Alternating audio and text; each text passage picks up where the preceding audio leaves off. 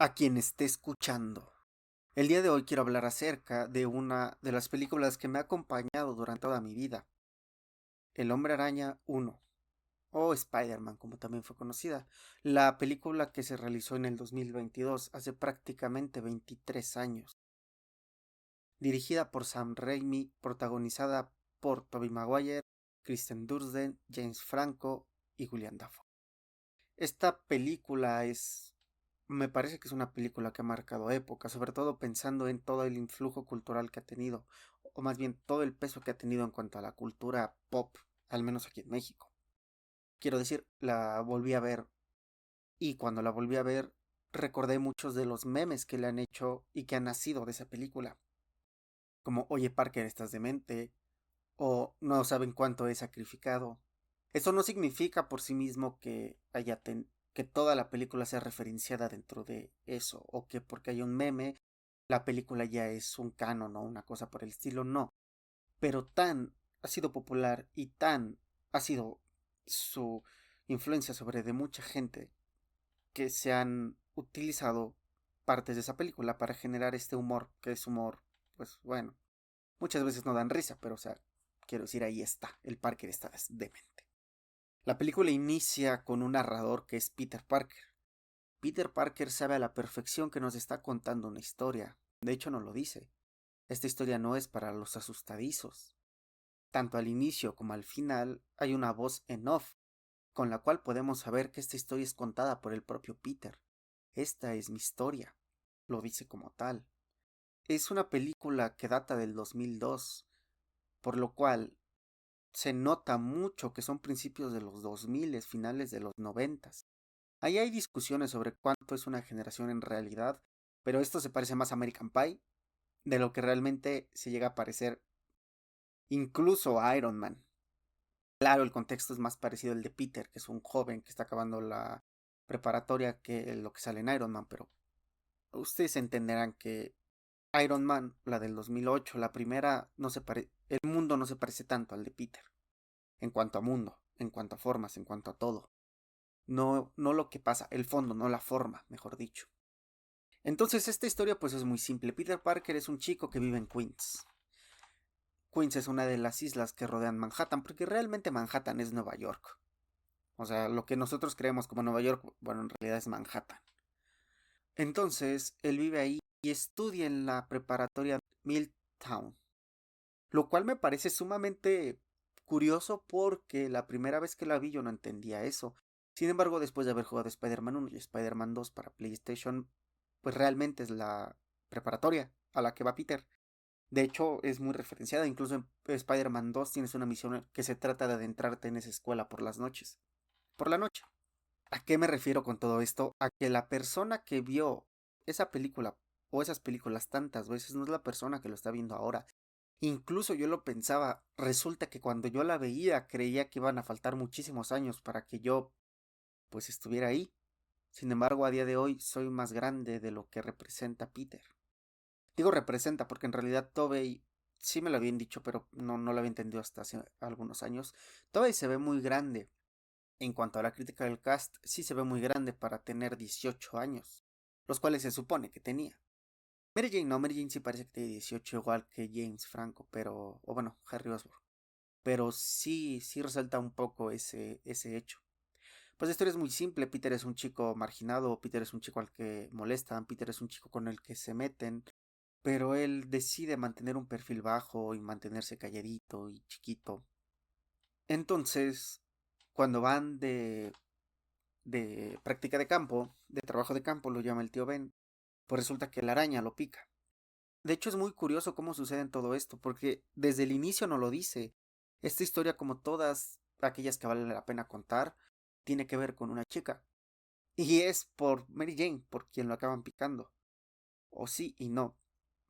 Desde un inicio ya se da cuenta que en el laboratorio en el que están o el lugar en el que están tiene 15 arañas, pero falta una. La persona que les está dando el recorrido le hace hincapié de que pues quizás están trabajando con ella.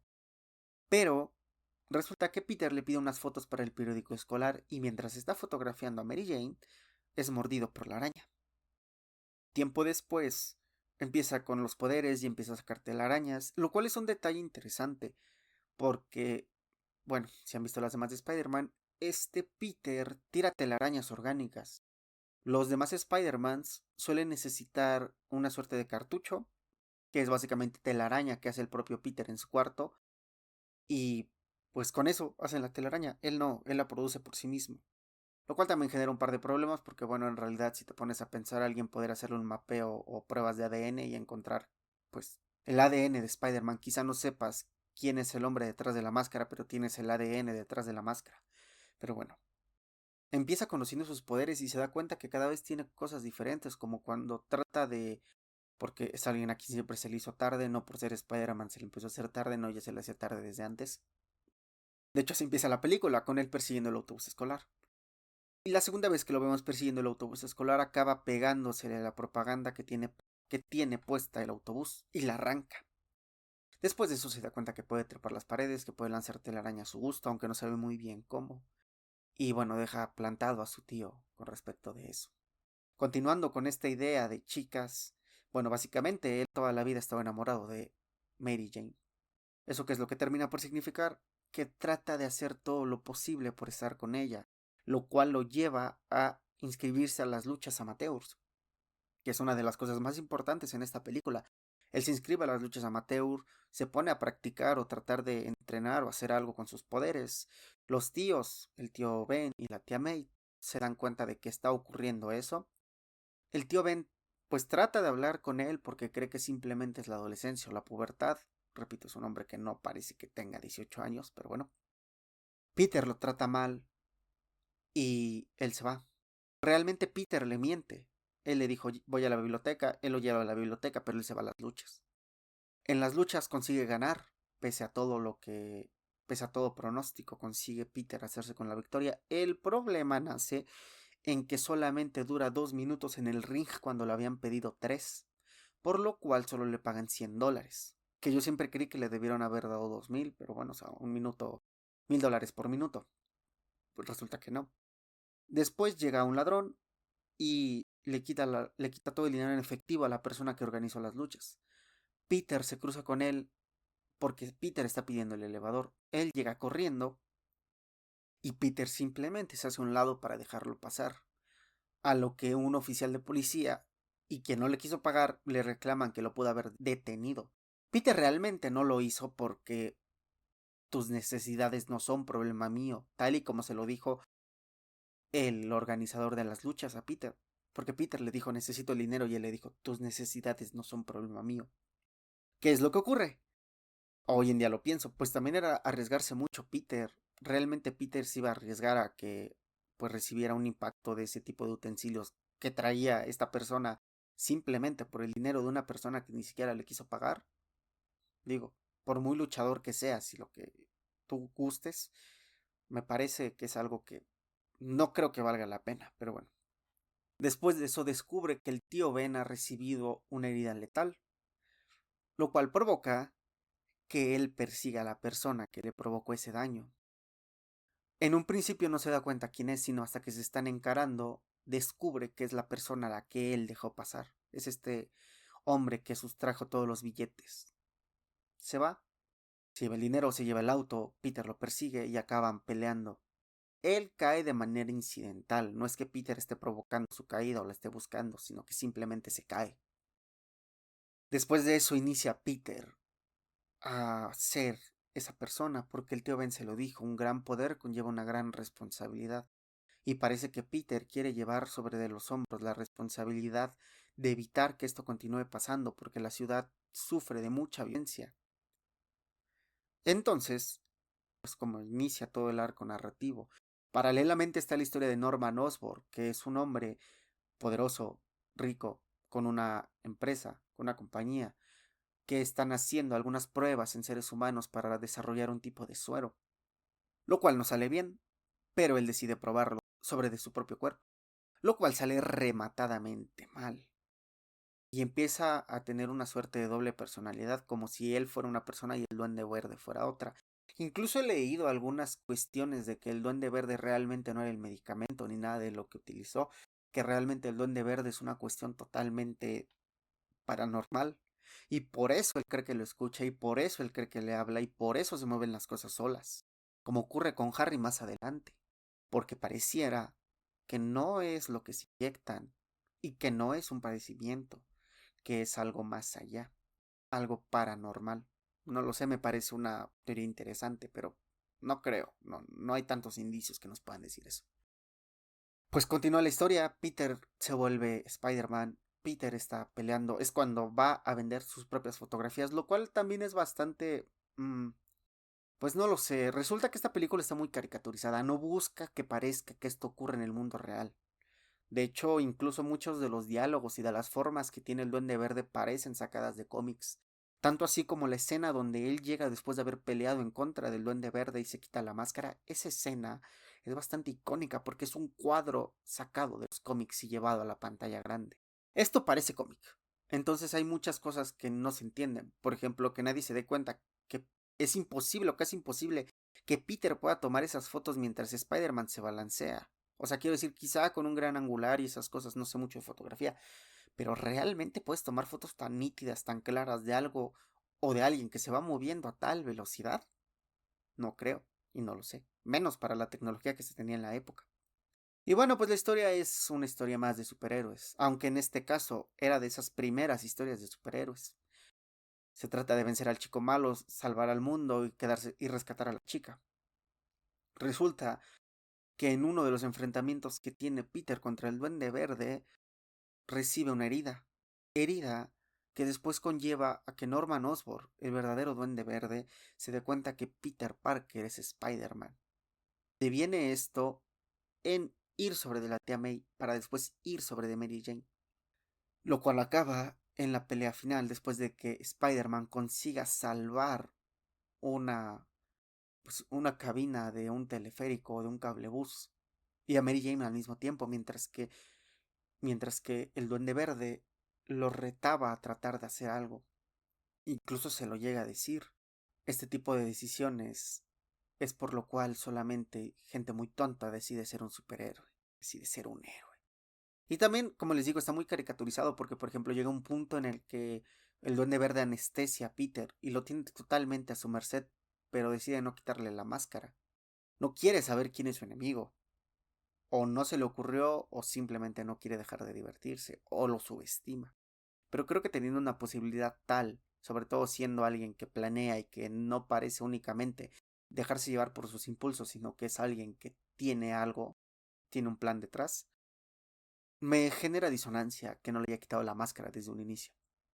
La batalla acaba en una batalla final, en la cual se enfrentan cuerpo a cuerpo, y Peter encuentra la fuerza necesaria para sobreponerse al Duende Verde en el momento en que se da cuenta que si pierde, Mary Jane también va a perder a manos del Duende Verde.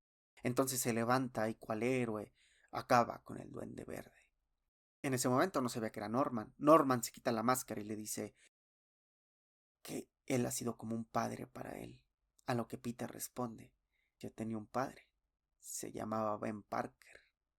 Gracias al sentido arácnido que posee Peter, consigue eludir el último ataque que manda el Duende Verde. Aunque también me parece bastante un despropósito o bastante absurdo porque están parados enfrente. Aun suponiendo que Peter hubiera recibido el ataque completo, el Duende Verde se hubiera llevado heridas muy pero muy graves por su propio aerodeslizador. Va en una especie de patineta voladora. Y entonces, si realmente hubiera logrado el objetivo de pegarle a Peter, se habría pegado también a sí mismo. Quizá no de forma fatal, pero no habría quedado ileso. Al final de cuentas, acaba perdiendo la vida el Duende Verde. Y como última voluntad se lo dice a Peter, que no se entere Harry. Hay algo ahí, él no quiere que Harry se entere de lo que estuvo haciendo.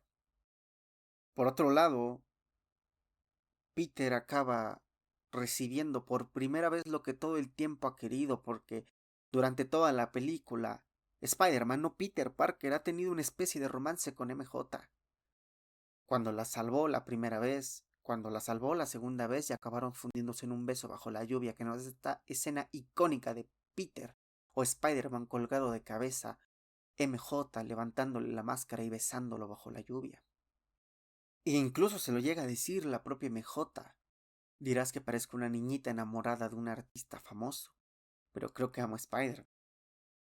Todo el tiempo ha habido algo ahí. Y una vez que es el funeral de Norman, ella le dice a Peter que lo ama, porque hay un hombre que siempre ha estado para ella, ya que ella pasó ya por una decepción amorosa como lo fue Flash Thompson, su primer amor de la preparatoria, o el primer amor que nosotros conocimos, como lo fue Harry, no defendiéndola cuando le dijo Norman que ellas son bonitas hasta que persiguen tu fortuna como una jauría de lobos hambrientos. Y Peter le dice que no, porque ese es su don, y esa es su maldición, ser Spider-Man. ¿Que quién soy? Soy el hombre araña.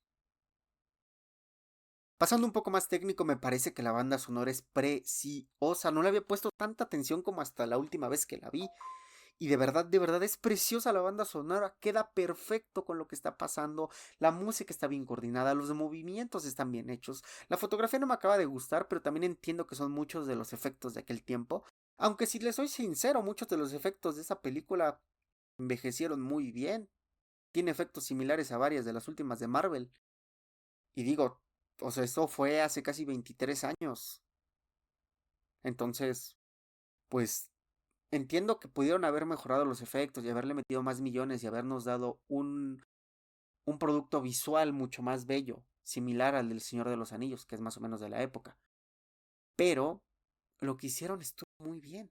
Sobre todo pensando que una apuesta tan arriesgada en el 2002, cuando el cine de superhéroes era otra cosa, no era el máximo, no era el fenómeno que nosotros nos tocó vivir con las 40 películas de Iron Man, que según yo se llaman Los Vengadores, pero las 40 películas de Iron Man que han habido. Entonces, entiendo los efectos, entiendo que es un producto de su época, pero la banda sonora es increíble, de verdad, acompaña cada una de las acciones de una manera que me sorprende, de verdad me sorprende. El hilo narrativo, pues llega a ser bastante lineal, pero me gusta, o sea, es una historia, pues eso, es el chico bueno venciendo al chico malo, salvando al mundo y quedándose con la chica, aunque en este caso Peter decidió que no se podía quedar con la chica. E incluso es bastante fuerte porque este sacrificio que decide hacer Peter ni siquiera se lo puede argumentar, no se lo puede fundamentar MJ, porque Peter no le puede decir que es el hombre araña, porque justo la quiere proteger de que él es el hombre araña, así que no se lo va a poder decir y no se lo dice, solo le dice que no. Y solo él sabe el verdadero motivo de por qué no va a poder estar con ella. Porque en esta película hay dos personas que saben la identidad del hombre araña, el Duende Verde y Peter Parker. También hay un fenómeno interesante, ya recuerdo porque esto lo he visto en muchos TikToks y me parece incluso insultante para, para el oficio. Hay mucha gente que dice que hay una parte en la que el Duende Verde va sobre de Jonah Jameson para que le diga quién es Peter Parker o lo contacte con el fotógrafo para así él poder tener acceso al hombre araña. Y Jonah le dice que no sabe, que las fotos le llegan por correo. Mucha gente dice que es Jonah defendiendo a Peter, que es Jonah haciendo bien por su equipo. Realmente no, me parece que responde al oficio del reportero de mantener seguro a los demás reporteros. Me parece que es algo más del propio gremio de lo que es algo por Peter. Que me refiero a que me parece que esto lo hubiera hecho por Eddie como lo hizo por Peter. O sea, punto, se acabó. No, no creo yo que eso responda a que realmente Jonah Jameson quiera defender a Peter, más bien significa que él es el periodista que es y por ende quiere defender su papel como periodista. Porque ¿en qué lugar quedaría un jefe o un dueño de un periódico que acaba dándole la información al primero que se la pide? La información de aquellos que lo están surtiendo de noticias. Creo yo que responde más al oficio periodístico de lo que realmente responde a otra cosa. Y bueno, ya, eso es todo mi apreciación. Esta película me gusta mucho, es de mis favoritas. Y próximamente obviamente va a seguir la segunda entrega, la cual es un poco curiosa, pero bueno, muchas gracias a quien escuchó hasta acá.